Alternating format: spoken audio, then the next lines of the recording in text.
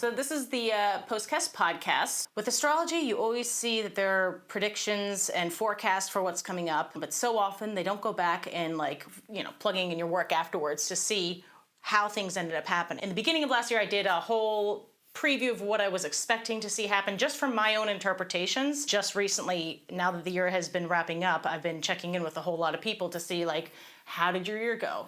The first thing I did was just ask people to spew to me. Give me a recap of your year. Then I would go in a little bit more for what I was looking for. So we're going to go through a bunch of that, a bunch of the history of the major transits that happened all this year, and then we're going to review what I got right, what I got wrong, where I might have gotten wrong, etc. And I did not want to do this alone, so I have lovely Miss Laura Rebecca here to help me out and chime in wherever you can, because I think astrology needs a conversation always, because I am so tired of having a conversation with myself. Totally. I get it. Same. Anything, yes. Tell us a little bit about your background with any of this stuff. Yeah, sure. I'd love to. Well, I guess it all started when I was a young girl. My mother, I guess, was into spiritualism a little bit. I was raised Catholic, as many of us New Yorkers of Irish American descent are. I was raised Catholic, but my parents were, they were very liberal with they really didn't go to church a lot and stuff. My mother was kind of into the metaphysical, if you will. Being a Pisces, that's another story. Mm-hmm. We'll talk about that. Pisces with a Gemini child. And of course, being curious, I started reading some books that she had about astrology. And she had, I'm drawing a blank. Who was the person who wrote the Linda Goodman's Sun Signs? Linda Goodman's Sun Signs. I don't have that one, but I've heard so much about it. Thank you so much for having that name at the ready. Yes, she had Linda Goodman's Sun Signs in our family library. And of course, so I read it and I became fascinated with astrology because I felt like there was really something to it. And then, as I got older, I did my own research and read other sources. And I, of course, as you do, I started to attract, but somehow found other people who had the same interest. And I learned a lot from them. And then the first time I moved to California, which was back in 1988, my very first roommate was very into astrology. And so she educated me, and then so on and so forth. And then, here we are. There was a time way before the internet when I actually I did charts for people. People would give me kind of like you did. Yeah, I'm surprised you didn't know that, but now you do. Yeah, people would give me their birth information. And I would do it, but did it manual, not digital. It's only in the last 20 years that you can do it on the computer. So I lucked out. I have not learned how to do it manually yet, but I should. Well, that's why I didn't make a career of it. Because it was just so labor intensive, and I'm like, I can't really make a living doing this. But I did that for a while. I did, and it just helped enrich my knowledge of astrology, and I've always been interested in it. And then fast forward to as soon as you were able to do it on the computer, I started doing charts digitally through different various websites, which I'm sure you'll talk about. And then just the last few years, I got into I'm not really into, because I don't practice it a lot, but I started getting into some other stuff having to do with the metaphysical. I became trained as a Reiki healer, which was sort of an extension of my yoga training, and I got my Reiki level 1 and my Reiki level 2, certified to do distance Reiki. But the interesting thing is that my teacher who did my Reiki level 1 training also read my Akashic records. I don't know how much you know about that, Kate, but we were talking about it a little bit the other day, but I've heard about it, but I don't know enough. Yeah, Akashic records reading is next level. Once you've gotten all the information you can get from your astrological reading, it's definitely another step up. Yeah. Well, maybe we could talk about that in another podcast, because there's a whole lot to talk about. Oh my God, I had so many topics. I mean, the fact that all this research took me 4 or 5 days to put together, full days. I was like, there's no way I can get through all this. We're gonna have to section it off into different areas and stuff.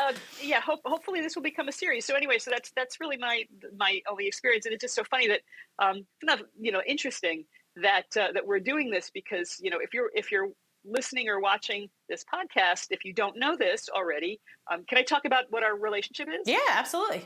How we know each other? Yeah. So Kate is a former student of mine. For many years, I was a high school teacher, a high school theater teacher, and Kate was one of my students. And with many students that we've kept in touch over the years, but like I said, like people who are into astrology find each other. So I think it's just so interesting that here I am. Like, when did you graduate? Like, I don't want to give the 06, and here we are still in touch. Visited you out reasons. In California, and I'm out in California, and I'm here on your podcast. So I think that's super cool, and I totally support what you're doing. And I'm telling you, this is going to be an interesting series. This podcast, and I'm really excited, and I'm so grateful that you let me come on. Absolutely, and talk with you. Thank you so much. I appreciate it because, I don't want to talk to myself. So who does? Well, yeah, right. Some do. And so, as I'm going on too, whenever you've got some information to chime in on, just go for it. Just jump right in. So so I went through about the background with what this series is, and then it's also important to state, and actually you kind of mentioned a little bit of it before. Astrology changes as culture and time changes. So there are certain things that I would have asked 200 years ago that I wouldn't ask now, but they have the same thing to deal with certain areas. And so the only reason why I mention that is just because all of this perspective that I have with astrology is just coming from some white girl in New York, grew up Irish Catholic, found her own kind of way with all this stuff. You have to put all these things into context that I'm not going to have the answer for everything. This is just through my eyes and what I'm seeing, or the way I can picture it coming together. Something I learned about astrology early on was just that it is so much about perspective in terms of how well somebody knows you. And then a lot of times you'll ask people a question, they'll be like, oh, no, that didn't happen. And then 2 minutes later, they realize, oh, wait a minute, XYZ happened. And so it's just perspective of remembering certain things to step out of yourself and look back in, which is harder to do sometimes than others, but just something to keep in mind. Right. Well, what I wanted to throw in there, for anyone who's new to astrology and who's listening, that remember that, because a lot of people think that astrology is like fortune telling, and it's not.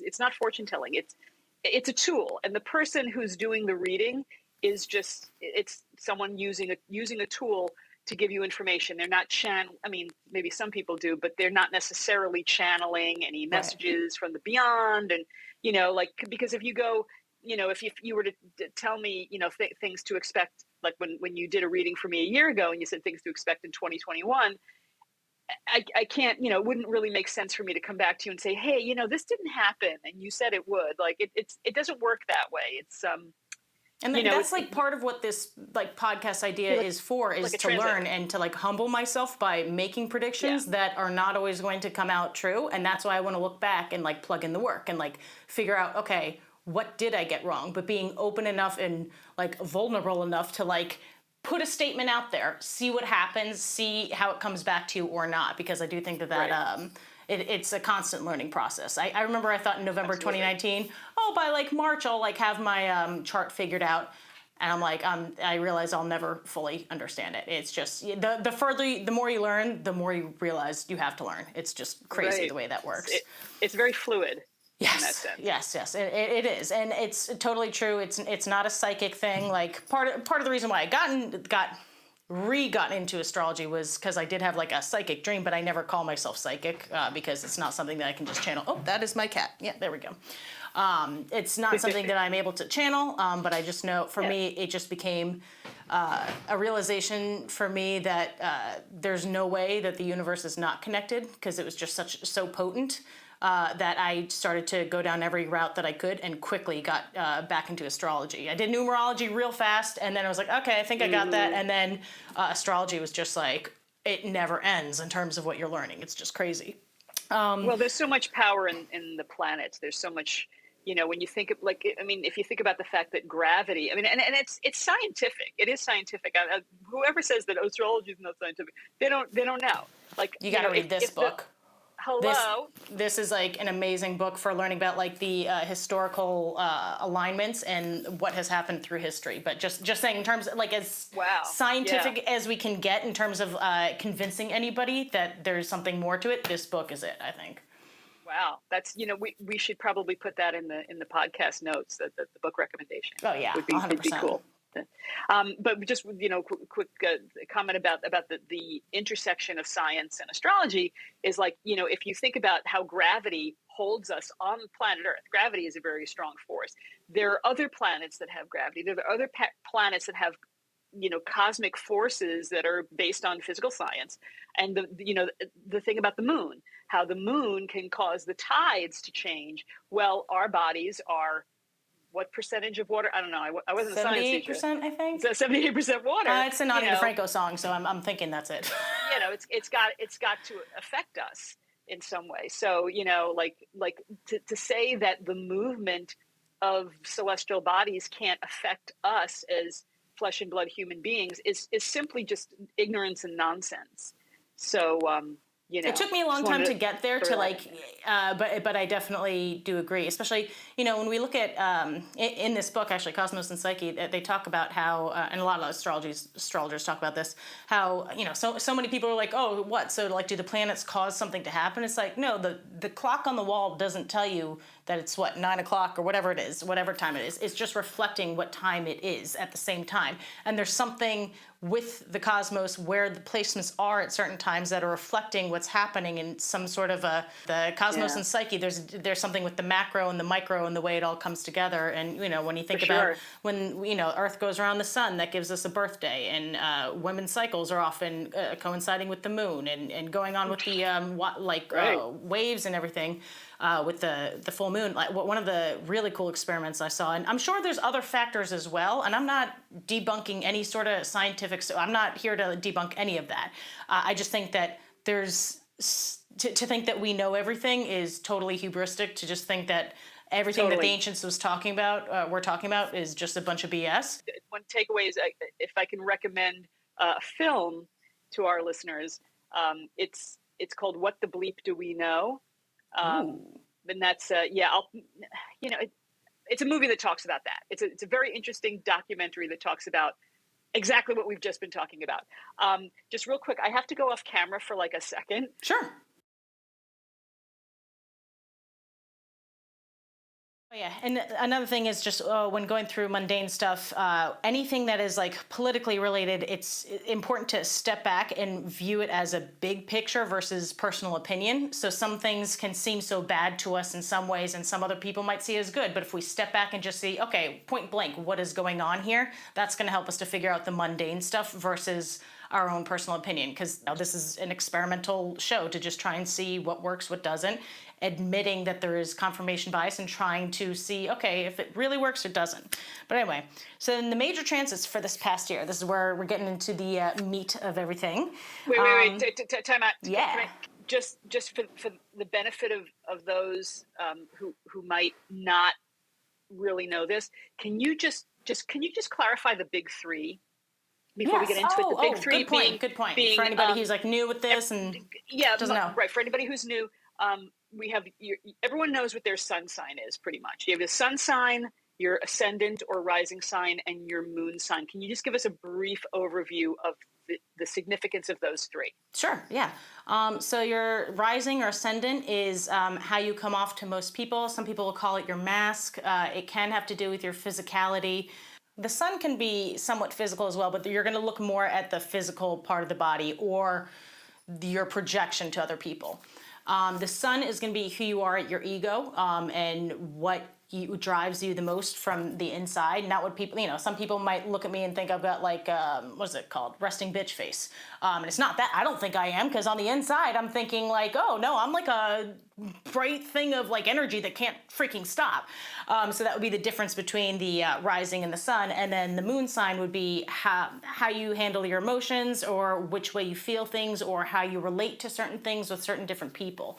And all this stuff can, even as I'm learning, can still get muddy, and sometimes I'll have to take a step back and be like, but wait, how does this work? Or how do, and so some of the stuff can intertwine, and so sometimes I'll get frustrated with that too, because I do find that some things can be put into too many categories, and I just want to figure out how much of it is watercolor and how much of it is coloring in the lines. That's kind of what I've been talking about recently, just in terms of, because it's not going to be a concrete science as we know it right now. And I think that's a lot, with a lot of meta stuff, I think science can eventually explain, it's just not for where we're at right now in terms of all of our understanding and, but do you have anything with the top three? Well, yeah, just, I found that throughout, just on a personal level throughout my life, that my ascendant has, maybe it's because of where it might be in terms of my houses, which is another thing. If you're listening and you don't know what that means, don't worry, we'll get to that. But wherever it is in my chart, my ascendant, I think, has played a much more influential role in my life than I give it credit. And I think that's true for a lot of people. Like I've noticed whenever people try to guess someone's sign, they end up usually guessing the ascendant. Because people will be like, oh, all Capricorns are workaholics, and all, like people talk a lot of shit about us Geminis, Kate. It makes me sad. I know. I thought it was so funny you mentioned that your mom was a Pisces before too, because I call Pisces my Pokemon, gotta catch them all, because so many of my friends are Pisces. Well, it may have something to do with your chart. I mean, but it's just the thing about Pisces is that my mom was a Pisces, my dad was a Pisces, my older brother is a Pisces. I was married to a Pisces. We are now divorced. So like there's a lot. I have just a lot of Pisces. I think it's karmic with the Pisces in my life, but I also have a lot of planets in water signs. So that's not surprising. But it's funny, like whenever people try to guess my sign, they're always like, oh, you strike me as a Taurus. And I'm like, no, but that is my rising sign, because I guess the energy I give off is whatever, my rising sign is. Yeah. And I think it's important, if you don't know, if you're interested in astrology and you don't know your whole chart, at least know what your rising sign is, because that's going to give you a lot of insight as to how you respond in certain situations. Right. And it's good because I find that the rising sign kind of tempers whatever negative, and all signs have positive and negative qualities. Those of you who shit talk Geminis, thank you. We all have positive and negative qualities, but I think whatever negative qualities your sun sign may have, I think your rising sign tempers that a little bit. It's sort of like the id, the ego, and the superego. If you know about psychology, it's the superego. The rising sign is the superego. Would you agree with that, Kate? Yeah. And I think in some ways, it's actually like the most important part to know about is your rising sign, because when like now, whenever I'm reading astrology, like horoscopes or whatever it is, any of that kind of stuff, I'm always looking for my rising sign anymore. And it took, in the beginning, I was like, no, but I'm a Gemini. But I'm like, but the topics, because, your chart is broken down into 12 houses. And then based on where your rising sign starts. So everything goes from there. And then the specific topics of what's going on in your life is going to make a lot more sense if you know what your rising sign is. And so I think that's what makes it way more interesting in that regard. But it does take a little bit getting used to when you're in the beginning, you're so attached to your sun sign and everything, but like as you go in deeper, you learn that there's a place for all of that, and it's not just thrown out the window. I'm still very much a Gemini. My God, I am Mercury and Gemini and sevens all over the place. I didn't know at first, and then I found out like 7 and Mercury is all connected. I'm like rising Virgo, sun Gemini, and then my name and everything else is sevens, which is all anyway. That's combining. Well, that is very interesting. So friends, you to know your rising sign, you have to know the exact time and location of your birth. Just so you know, anybody who's like now rushing to research this, if you're running to your computer to look it up, you have to know the exact time and the location, because remember that if you were born at 3 p.m. in California is not the same. The planets were in a different place than 3 p.m. From your perspective, Yeah, for example. No, definitely. Okay, go on. And every 4 minutes does count. So definitely know your rising sign will help to figure out stuff, especially because later on, all of my predictions that I had done were based on rising signs. We have that. We'll get to that in a bit. But first, I wanted to go through so last year's major transits was the Saturn and Uranus square. It happened once in February, once in June, I believe, and then just had our third one on Christmas Eve, I think. So if there were any continuous themes that were happening, depending which house it fell in, for me, it fell in my 6th house, Saturn in my 6th house. So in January, right before the first one, I was in the hospital, first time ever as an adult. Second one, had to go to urgent care and I got bursitis. First time ever. I've never had that happen. It was horrible. And then I'm hoping I had a really, really bad cold that knocked me off my butt like about a month ago. It was a cold. It wasn't COVID. I'm hoping, knock on wood, that was it. But it wasn't a pleasant cold. I was in bed all week. But so you start to find out like which themes are going, once you see the first one, it should be easier to see what the other ones are. Did you notice anything with yours? I was unemployed for almost a year because of COVID. And so I interviewed for a new job. And then in March, I got hired. So yay, which was awesome. So, but that was a big deal. And that all happened in February. And then in June, what happened in June? In June, my dog started to get really sick, which is, it may not seem like a big deal to most people, but my dog was like my emotional support animal. And she basically helped me keep my sanity throughout the pandemic because, being in lockdown and things in the beginning were really bad here in Los Angeles. I mean, the lockdown was pretty hardcore.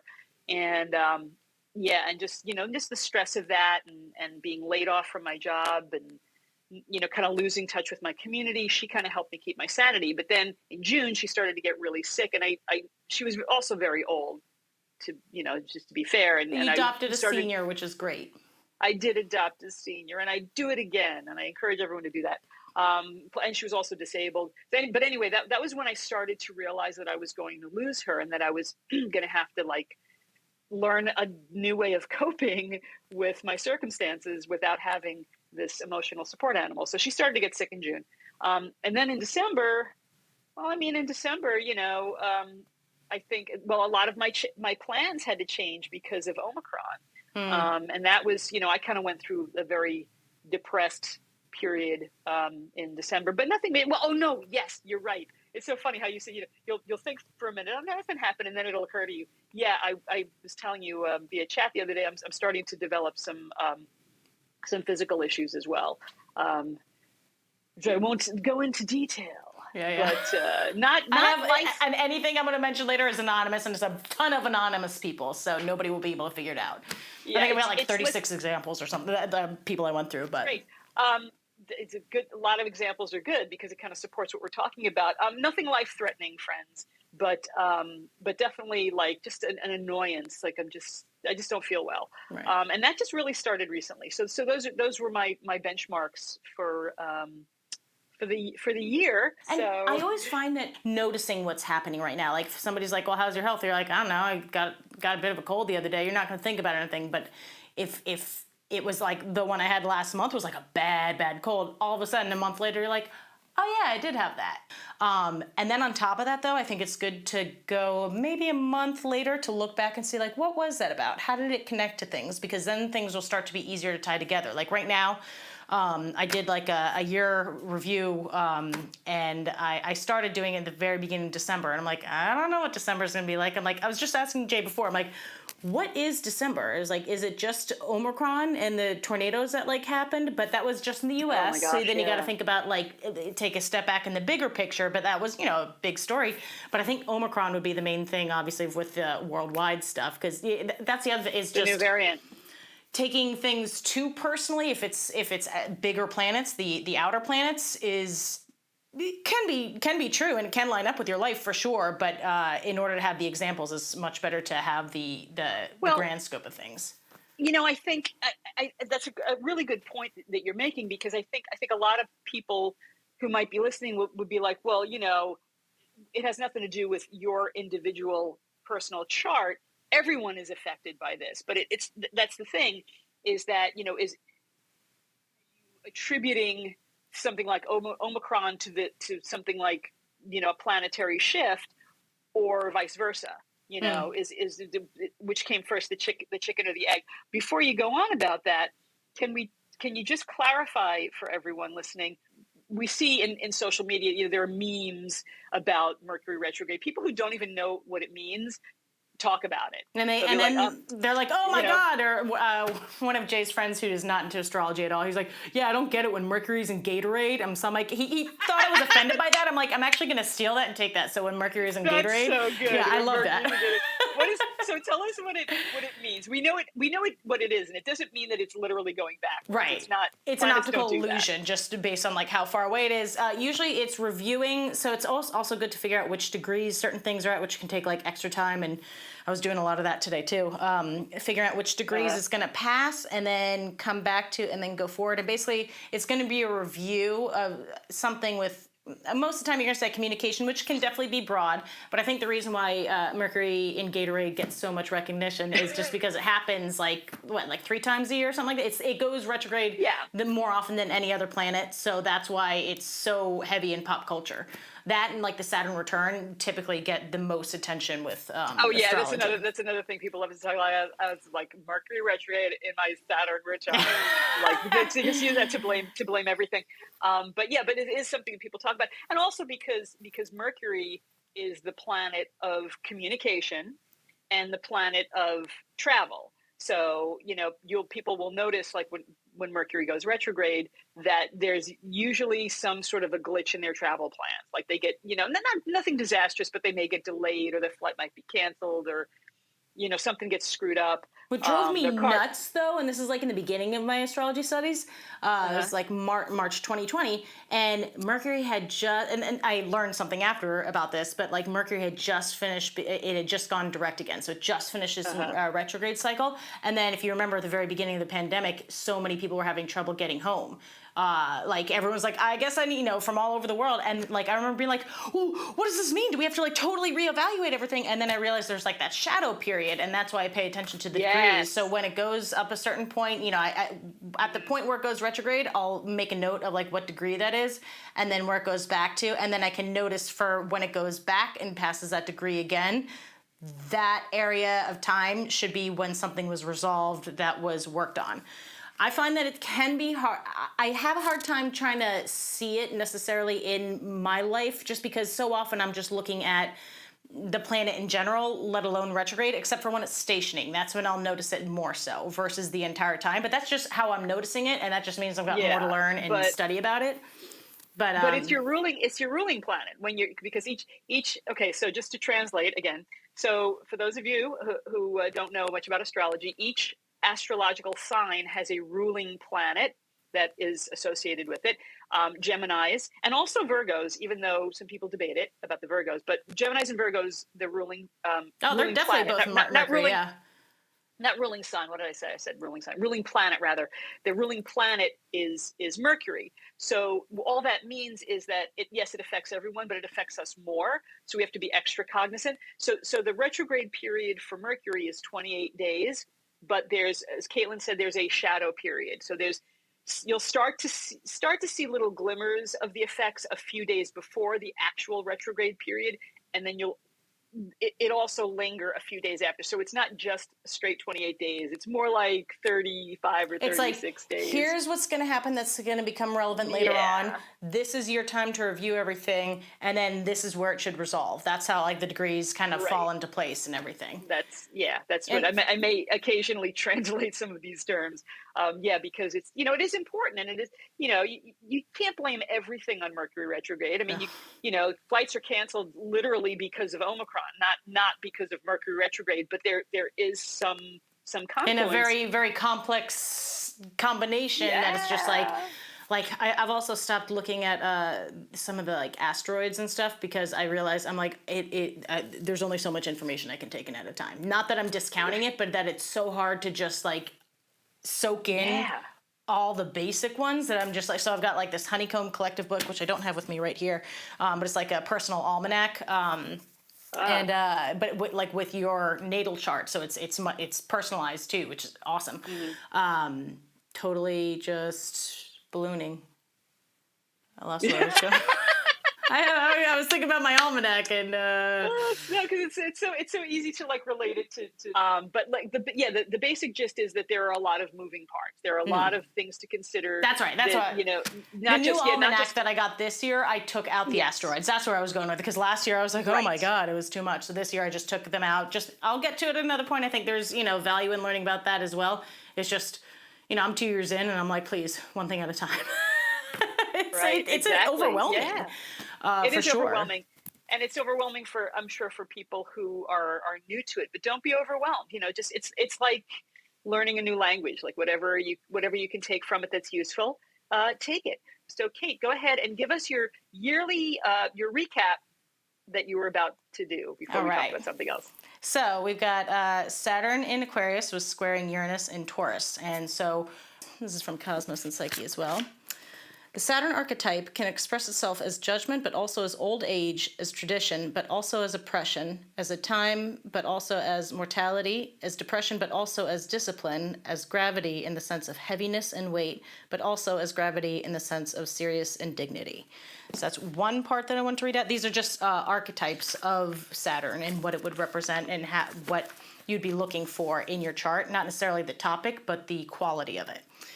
We also have concrete manifestation, mortality, that which burdens, challenges, to separate, to divide and define, to negate and oppose, to strengthen and forge through tension and resistance, to oppress, to maintain a conservative and strict authority, defeat, failure, loss, the sense of no exit, seriousness, authority, the concern with consensus reality, boundaries, security and control, law, and the superego. The hard structures and limitations of material reality and mortal existence, division and conflict, the endings of things. Saturn presses things to their conclusion and defines them in their finitude.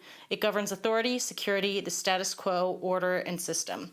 Those are just some of the quotes that I was taken from that, just to get an idea of there's like a restriction or constraint of something there. And in Aquarius is about usually the large groups of people, but also individuality. There can be a rebelliousness or a freedom-seeking part to this. I always find it interesting in traditional astrology, Saturn rules Aquarius, but I constantly find that I really do. Mostly I'm into traditional astrology, but I do find that Uranus as a modern planet ruler does make more sense with Aquarius in terms of the descriptions, which we'll get to in just a moment, actually, because then we have Uranus descriptions. The unanimous consensus among astrologers is that the planet Uranus is empirically associated with the principle of change, rebellion, freedom, liberation, reform and revolution, and the unexpected breakup of structures, with sudden surprises, the acceleration of thoughts and events, unpredictable and disruptive changes, the overthrow of past limits and structures, the challenge to traditional beliefs and customs, social privilege, and the widespread interest in radical ideas. Now again, those are just a couple of quotes. That wasn't even the whole entire, there's so much, from Richard Tarnas, Cosmos and Psyche. Taurus is all about stubbornness, being stuck in their way of thinking, resistance to change, material things, money, and food. That's not necessarily describing a person, that's just the archetypal quality of Taurus in itself. So it's just important to note that because, you want to know what the planets represent and where they were. And whenever something is squaring, it's going to have a hard time working together. There's got to be some kind of an adjustment for the things to end up working out. So all this year, it's just been like, if you've been feeling, just you can't break through for something else, you wouldn't be alone. So then next, what I want to do is just take a look at some of the history of some of the past Saturn-Uranus squares. So in 1929-32, we had the Great Depression, and I'm mentioning mostly things that I think are going to be relevant to things that are happening nowadays, because there's a whole lot of other stuff, but I just kind of highlighted if there was a theme that I thought popped out that could be relative to this. We have police, in Florence, Italy in 1975-77, police raids the abortion clinic. Vietnam is done. It's up to them, basically, which is similar with Texas and with Afghanistan. I thought this was interesting. The Suez Canal, closed during Egypt's 1967 war with Israel, is reopened. So it had actually, back in March, we had the... that boat that was in the Suez Canal that was blocking it, and it's only been closed and reopened like 5 times, maybe. It had reopened, so I just thought that was interesting. So I'd be interested to see like the next square a bunch of years from now. I forget exactly how much time, if anything goes on with that. Taurus deals with a lot of like land things, agriculture, all that kind of stuff. So then we have around 600,000 Portuguese farmers have abandoned their farms, devastating the agriculture in Mozambique. In Laos, the king is forced to abdicate. New Republic is associated with Vietnam. U.S. Naval Academy inducts its first class with woman. The U.S. completes the withdrawal of war forces from Thailand. This one I thought was kind of weird, just because, like, I don't know, I never hear people talking about Legionnaire's disease, and then this year I started to hear about that. And one of the other squares, there was the first outbreak of Legionnaire's disease. Votes not to endorse Equal Rights Amendment for women, the U.S. Republican Party. At the RNC, faults the Ford administration for Saigon's fall. Pakistan citizens believe their election was fraudulent, demand resignation of the prime minister. Let's see, President Carter describes his energy conservation plans. Pakistan overthrows the prime minister, imposes martial law. Indonesia invades East Timor. And then if you have the 1998-2001 Saturn Uranus square, I'm going through right now topics that I found during these time periods that were relative to right now. So we got Bill Clinton was impeached. Sex and the City made its debut, just for a little bit upbeat stuff, just because that just came back out again. So I thought that was kind of funny. Let's see, population of East Timor voted to secede from Indonesia. September 11th happened. Afghan Taliban regime collapses. World economic shutdown. And so that was just some of the history that I found for some of the last Saturn-Uranus squares. So then, just to give you an idea of some of the context with, and it's hard, I didn't go into detail with every single one, I'm just throwing out the names of certain things so that you can see why I might have picked some of those things out, hopefully without, because it'll take forever if I wanted to go through everything. And then we have this year things that I thought were relative to the Saturn-Uranus square. We have January 6th, which the insurrection. GameStop with meme stock. I thought that was interesting because Saturn restriction, limiting of the large groups of people not working well with the sudden change in currency. Taurus oftentimes will deal with money, and especially Uranus with technology and stuff. Bitcoin, crypto, all that kind of stuff makes a whole lot of sense there. But just with the power of the people feeling restricted and finding a way to work against that sudden change with money. The deep freeze in Texas, the chip shortage, Surfside collapse, Afghanistan, red alert, climate change, the Great Resignation.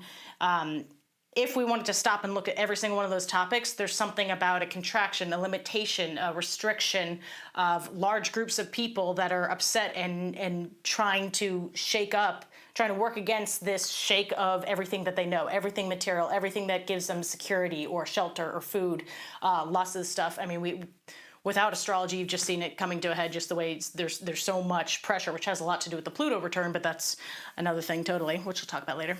That's the past, that's this year, and then what I wanted to do is go through and see what my predictions were from last year, how it lined up with what was going on, and see what made sense or what didn't. I went through just the Time Magazine year in review, just one of them, just to pull out the main stories that weren't coming from me, but from what everyone was saying.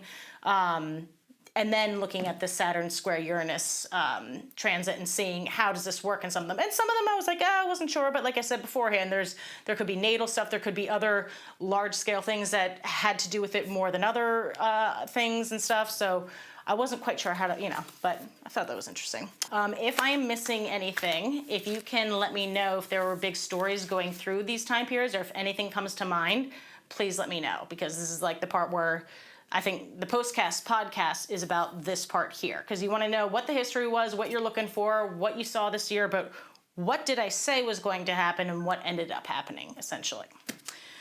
I can't remember what happened. I'm a senior citizen. I'm, and plus I have that COVID. And I didn't have COVID, knock wood, I didn't have COVID. But just like the COVID, I'll tell you what I did. Where everything is all at one time? Oh, he's just checking batteries. If this content is helpful to you, like and subscribe. Hit that like button and subscribe I don't know, that's what YouTubers always say. What was I going to say? Yeah. See, I totally forgot. No, one thing I did notice this year, so every morning when I have my coffee, I read my newsletters, and I noticed that like Apple News and stuff, I always started to see the same types of content. And they were articles with titles like, have you noticed you're more forgetful lately? Have you noticed you're having weird dreams lately? Like all these things about how like COVID has not just affected us physically on a physical level, but on like, our mental health, basically. And, there's so much, you see this huge influx of mental health apps, all these, meditation apps, and, talk to a therapist via chat, and like, are you having weird dreams? And, like I bought a fitness tracker this year, not a fitness tracker. I had a fitness tracker. I bought an Apple Watch. So now I can check my blood oxygen level, like all these things. Wow. I didn't know they had that. That's smart. And that was a health scare this year. My heart rhythm dropped to an alarmingly low point. But I wouldn't have known that if I didn't have my Apple Watch. Thanks, Right. Apple Watch. Thanks for freaking me out, Apple Watch. Not sponsored, but could be. Exactly. But anyway, not to go off on a tangent, but it's just like that was the type of content I kept seeing. So that was just something that I think one of the things that you can't overlook the impact that the pandemic has had on all of us on so many levels. But I think it's also caused us to recalibrate our lives, like where we're putting our energy, where really looking at our health in a different way, because not only has our health changed for so many reasons, but because so many people have now shifted to working from home, for example, how that's affected our health, our relationship with our families, our mental health, blah blah blah, and so on and so on. And that's the kind of thing, if you ask me what's my takeaway from this past year, besides the big world events, it would just be that. It would just be the way we see ourselves and how we interact with the world. Interesting. And how we, like, I don't know about you, but I learned a lot more about myself as a human being, I guess, because I've been in a lot of isolation, but I also discovered great ways to connect with people. Like this year, I discovered, has it been I think maybe it started in 2020, but it really took off this year, interacting with people on Twitch. Now, again, not a plug for Twitch, but Twitch channels for people who aren't necessarily gamers. I found this wonderful community through DJs who have not been able to play live at venues because of COVID. They've created these wonderful communities online. So how to, the way our relationship with technology has changed is really the point I was getting at with that. So that's it's my like takeaway. A restriction of large amounts of people having a hard time figuring out how to work with the technology of everything that's material that we enjoy, because Taurus is ruled by Venus, so it would usually be something a little bit more luxurious, but not always, but can be in that, I'm thinking DJ stuff is not, take yourself outside of this perspective. Not everybody can afford to go and do that kind of stuff anyway. So it's like, That's you have to kind of think of it in that regard as well. And also that people who and I realize for people who maybe are more extroverted, it's been much harder or people who are really close to their families, it's been much harder to separate yourself from other human beings. But there's something to be said for this isolation, is that it makes you confront yourself. It makes I think this time period.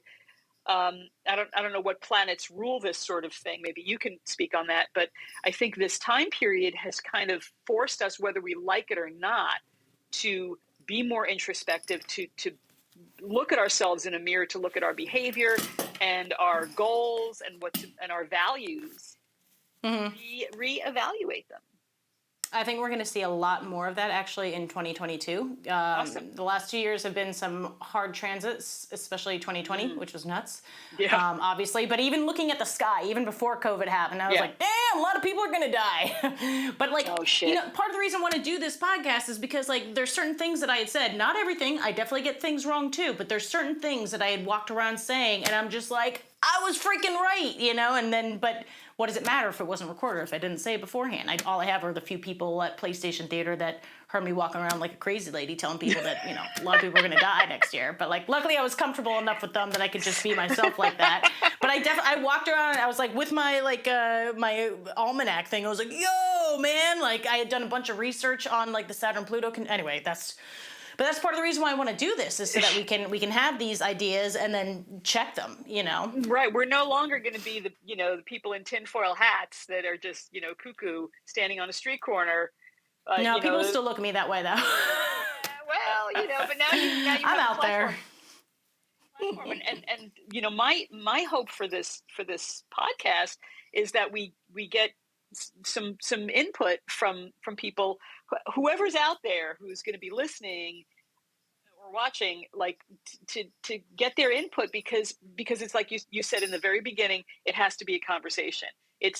There's no point in doing what you're doing. There's no point Not just my perspective. I need you to jump in as well. And right. Or any of this. It's it's a tool, but it's a tool that can be used for good. It's a tool that's going to give us insight and give us understanding. And that's really what we need, especially right now. That's what we need. We need insight, and we need understanding, and we need perspective. So I really hope that people give you and us their feedback and their questions. So whoever's out there, chime in. We need you, because we've got, it takes a village. Yeah, it does. It does. But it's like, also, it's not just like with this podcast, I don't want to just be teaching stuff, because I still have so much to learn, but I'll share what I know. But it's also like a learning thing in progress. It's about putting the puzzle pieces together. It's about, trying to figure out this whole thing with other people, not just by myself, and not just preaching, but like trying to take in the information. So when I'm hearing from people all the time, and this is one thing I just keep saying in general, it's a little bit of a tangent, but like, I keep saying, like, if all this is a waste of time and there's absolutely nothing to astrology and it had all been coincidence and confirmation bias that I made up by myself, I find, because I was wondering to myself, I was like, why do I find it a little bit annoying? Not like, I don't get angry, but like a little annoyed when people just totally shit on you for being into astrology. I'm like, I get you're not into it, but like, don't shit on me for it. I'm like, because let's just say if it doesn't actually work, the philosophy that you end up reading through it is very valuable to me.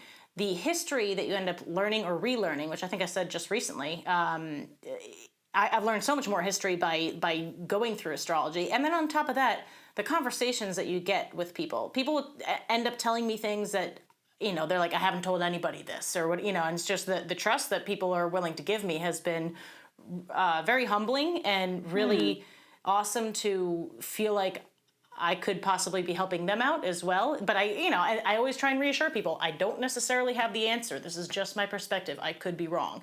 Sometimes people ask me like, oh, like, is my grandma going to die? I just got that recently. I'm like, I can't answer that. Yeah, exactly. I can tell you qualitatively what might be coming at you. Yeah. And apparently there are some ways to like look at death and stuff, which I haven't even gotten to. I've looked at some of it, but not enough. But you just don't know what quality is going to come through. And I think a lot of people expect, another thing I'll say to people when they kind of like shit on astrology is like, they want you to be able to tell you the lottery numbers, but I'm like, well, the weatherman is right only like half the time. Like, how many times is the weatherman wrong, and you still listen to him because there's something to it with the atmosphere going on.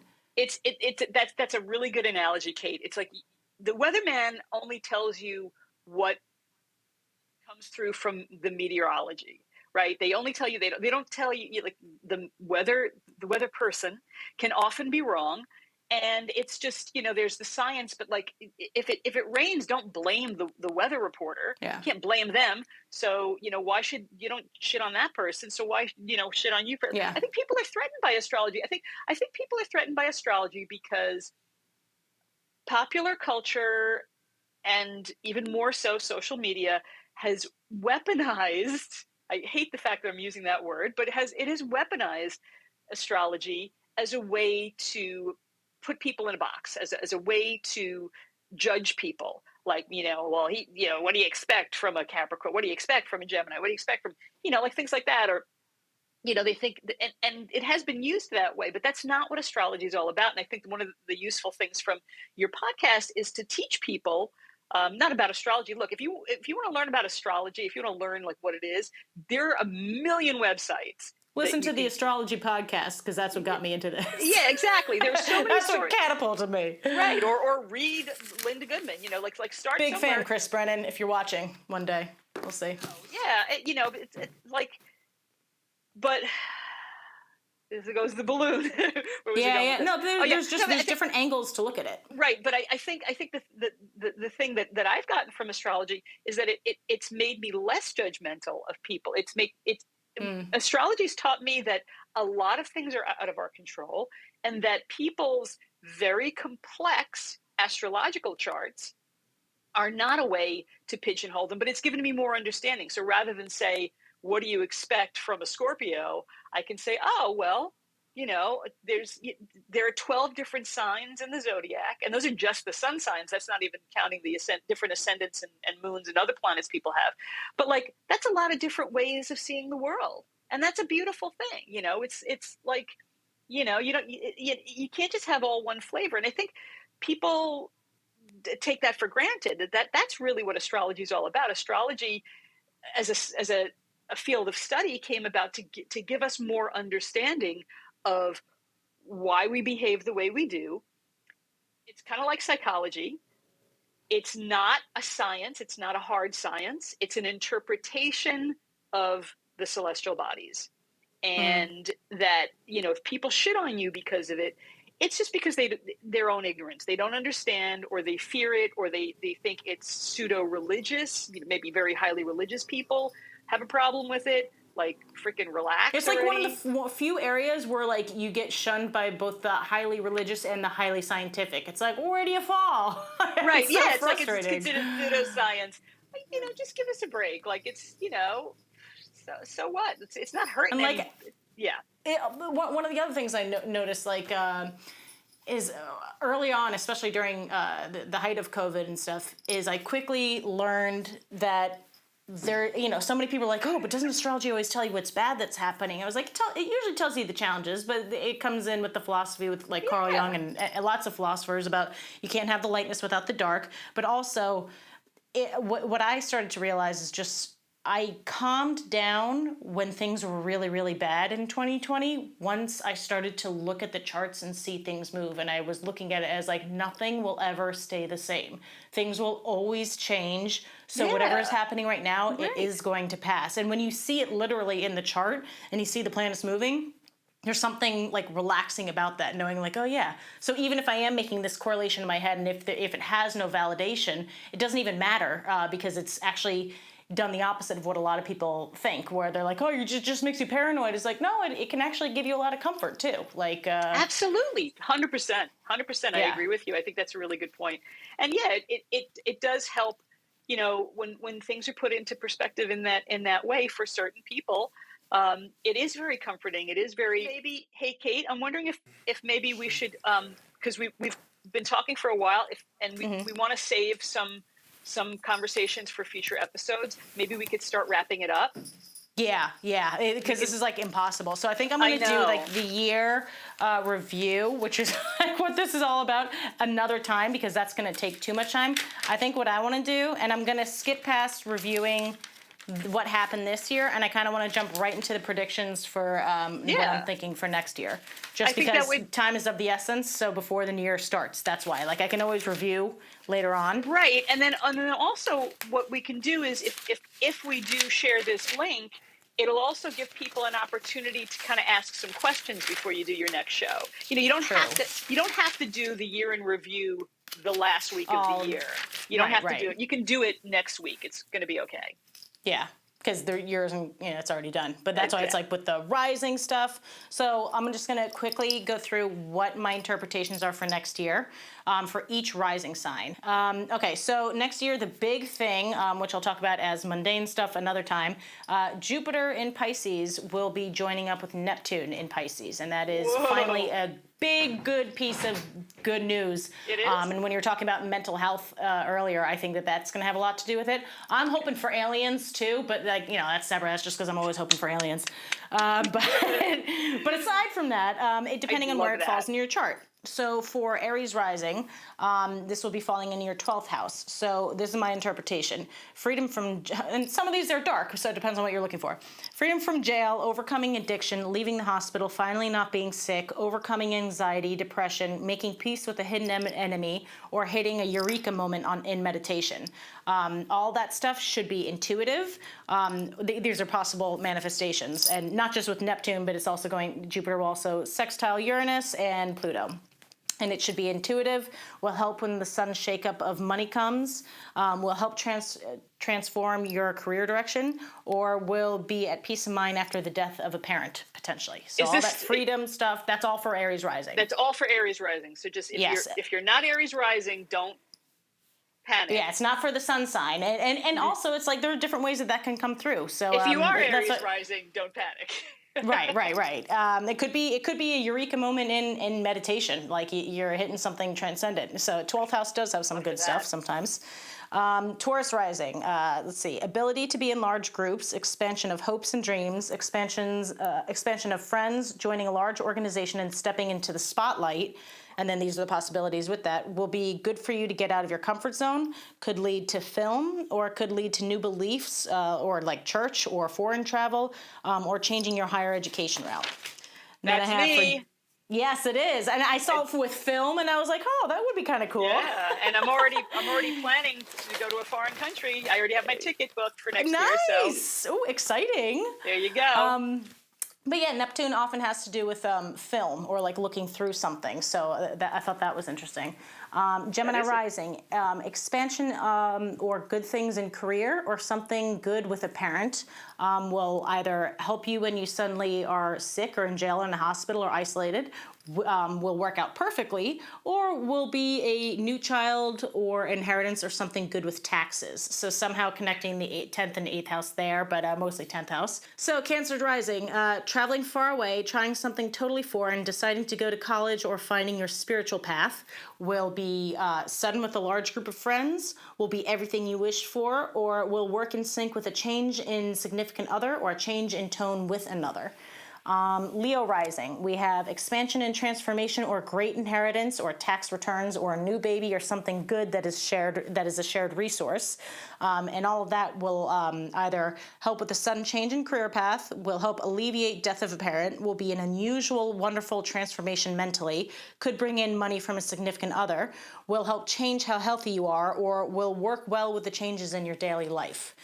Virgo rising, good times or a new partner or expansion in partners will work well with either some change in faraway travel plans, some shifts in belief, what you've always hoped for in a partner, the underlying changes in pleasure or sex, getting the sex you want, finding a partner who wants kids.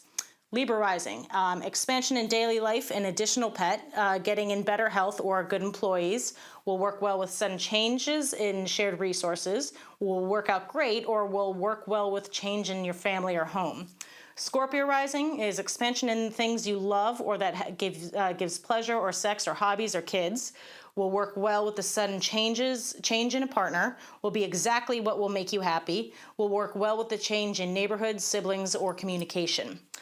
Sagittarius rising, expansion in home or family or a new home or addition to family, will work well with sudden change in daily life, will help take care of a pet that might come out of nowhere, will be beneficial to your health, will be perfect for the time being, or will work well with the changes in money. Capricorn rising, expansion in neighborhood, finding out about a sibling, like if you didn't know you had one, better relations with siblings, longer commutes, expansion in how you communicate, could either work well with the sudden changes in what you enjoy, what brings you pleasure, unexpected baby, surprise sex, will be by the water, so that would be like your neighborhood or longer commutes. Find out about half-sibling or illness of a sibling, will work well online. Online presence could be great for Capricorn rising. Aquarius rising, big money coming in will work well with unexpected surprises with house or family, will come in seemingly effortlessly, will come in from online, will be well-timed with hospital bill, jail, or institution or whatever, will work well for needing therapy. And Pisces rising, this is the last one, weight gain or your tone coming off to other people will either be great for sudden shifts in siblings, will attract good neighbors, will come off well online, physically could end up with real bad vision. That was a weird one, because that's also with seeing Neptune. Could lead to you on screen or could lead to a change in friends or large groups. So obviously, those sound like very bizarre sentences, and so at Yeah. another point, we're going to go Off the through the rails. houses and why it is, and that's what gets so like. That's where you got to like sit and you're like, what am I doing? What you start to understand the archetypes of all the planets, and then the houses and where things fall into. And then you plug in the work later on. That's when I was asking everybody, like, give me a review of your year. Let's go through. So that's my prediction for next year, which might not make any sense right now. That's fine. We're going to come back a year from now and take a look at that. But on another episode, we'll go through all of last year and then what happened with people for their rising signs in 2021. But that is all what I'm saying for 2022. That's very cool. And just remember that not saying you to remember, but whoever's listening to remember that these things aren't necessarily going to happen. Sorry about the better sex. For those of you who got that. Well, so it's like you have your 5th house of like fun sex, and you have your 8th house of procreation sex. So it's like you find certain things in different areas for different purposes. So there's other stuff like that with like the 8th and 9th. Yeah, there's all sorts of stuff like that. So these are just possible manifestations. Right, and also the stuff about like death or for something. But the you're not going to die, like yeah, but necessarily. or a family member or somebody like just remember that like these things aren't necessarily going to happen, but they may happen on a metaphorical level, or it may be like the beginning of that starting to take place. Like if the prediction that you made is change in job, it may not happen, but maybe the seeds may be planted, right? So definitely. Yeah. So just so we're talking about kind of wrapping this up so that we can don't believe anything she says. She has a black cat. Right, that's what they're going to say. The cat is adorable. I think this is still. I think this is going to be so great, and I'm excited to see how this podcast evolves. For those of you giving feedback, definitely give feedback. Be kind, though, just because this is brand new. This is the maiden voyage. We're just starting out. We're just getting our podcasting legs here. So feedback. Please be kind. Good. I was thinking about that as like yes. one of the reasons to not do this. I'm like, oh, the internet can be so harsh. It certainly can. So like I always used to say in a theater arts class, whenever you give feedback, you can say it was good, you can say it was bad, but saying good or bad or good isn't necessarily useful. What's more useful feedback is what worked and what didn't work. And just say it in a kind way, say it in a way that you would like to hear it said if you were the recipient. So I think I encourage people to do that, to say, like there's definitely room for improvement, but say why, and just, give us the constructive feedback. So thanks everybody for listening. I'm going to, since Kate is frozen on my end, she may not be frozen. I'm frozen? Yeah, you're totally frozen. Okay. But that's okay. But maybe we're going to call it a day. Yeah, you can do the sign off. Oh, gee, thanks. Thanks again for having me on the show, Kate. This is so exciting. I'm so proud of you. So we can follow you on Instagram, Kate's.perspective, Kate's perspective, with the dot in between Kate's and perspective, and also your Facebook page, Kate's perspective. And maybe one of these days I think it's Kate's Perspective Astrology if you're looking at facebook.com/Kate's Perspective Astrology. But yeah, and then we're going to hopefully have something set up for, the Postcast podcast. Yeah, definitely. And maybe a TikTok. And if you can't find her on social media, I think if you go to at the very least, go to the Instagram and send a message and send your questions. And thanks. If you're still listening, thank you. Thank you so much. All right. Thanks, Kate. All righty. Thank you. All righty. Bye.